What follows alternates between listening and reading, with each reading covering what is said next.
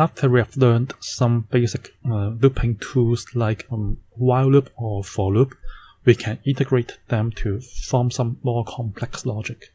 Let us see an example.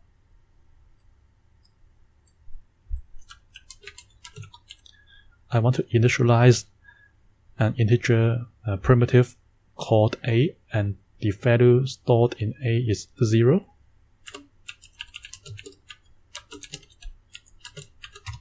While a is smaller than 3, I will do something like this.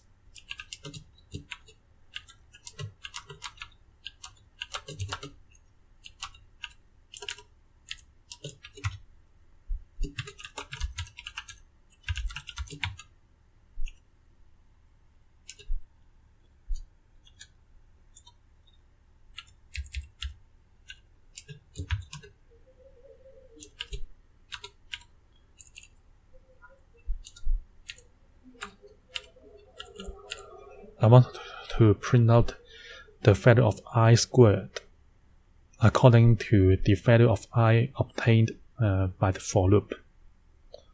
Let us see the result. Before doing so, I need to change the value of A, otherwise I will have an endless loop. The while loop will never end. In order to end the while loop, I have to give some condition which can let me stop the while loop. Something like this. Outside the for loop, I will change the value of A by increasing it by 1. So let us see the result of this source code. Let me run it. Okay, I will have these values as the result of the nested conditional statements. First, A is equal to 0, so this condition holds. So when the condition holds, I will do the printing of I squared. So I starts with 0, so the first line will be 0 times 0, which is 0, and then I will increase by 1, which is still able to satisfy this condition, I smaller than 4. So 1 times 1 would become 1. And then I would be increased by 1 so that I becomes 2. 2 is still smaller than 4, so I can go to the printing statement by returning the 2 times 2 equals 4 as the answer. And then I can be increased to 3, which still satisfies the condition stated here. So 3 times 3 would become 9. And then when I is increased by 1, it now becomes 4. 4 is no longer smaller than 4, it is equal to 4. So this condition fails. And then this for loop will stop.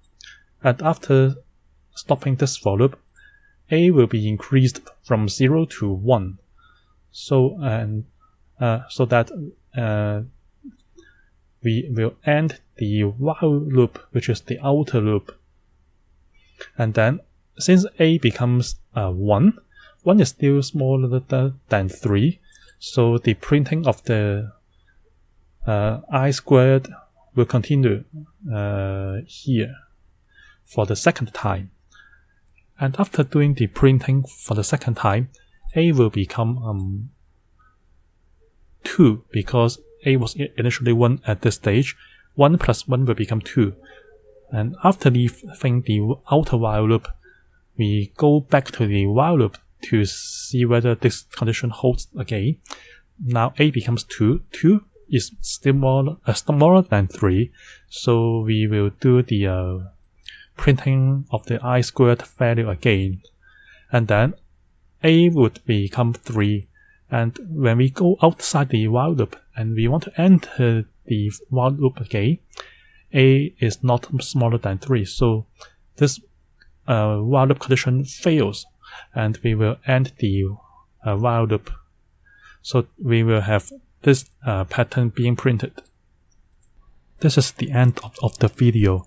If you have any questions about my video, feel free to leave your comments on the comment section below the video. If you like this video, please give me a like and please subscribe to my channel. Thank you for watching.